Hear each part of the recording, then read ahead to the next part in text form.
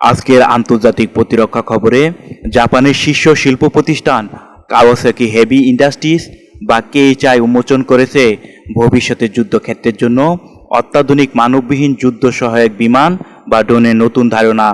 কেএইচআই তাদের compact support aircraft বা CSA প্রোগ্রামের অধীনে দুইটি ভিন্ন ধরনের ড্রোনের ধারণা প্রকাশ করেছে।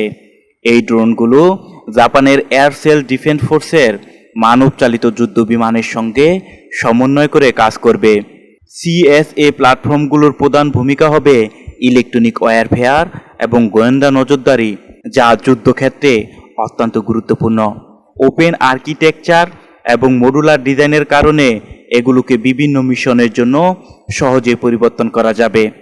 কেএইচআই জানিয়েছে এই ড্রোনগুলোতে থাকবে তাদের নিজস্ব কেজে সিরিজ ইঞ্জিন, যা ভবিষ্যতে আপগ্রেড এবং দ্রুত উৎপাদনে সহায়তা করবে। সবচেয়ে গুরুত্বপূর্ণ বিষয় হলো এই প্ল্যাটফর্মে যুক্ত করা হবে কৃত্রিম বুদ্ধিমত্তা বা এআই, ফলে ড্রোনগুলো স্বয়ংক্রিয়ভাবে কাজ করতে পারবে এবং মানব অপারেটরের উপর চাপ কমবে।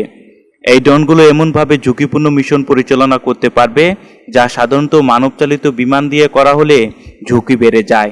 শত্রুর পরিবেশে প্রবেশ করে তারা প্রতিপক্ষের ক্ষেপণাস্ত্র ও প্রতিরক্ষা ব্যবস্থাকে ব্যস্ত রাখবে, ফলে মূল যুদ্ধ বিমানগুলো তাদের লক্ষ্য সফলভাবে সম্পূর্ণ করতে পারবে। বিশেষজ্ঞদের মতে এই ধরনের সহযোগী যুদ্ধ ড্রোন ভবিষ্যতের আকাশ যুদ্ধের ধরন বদলে দিতে পারে।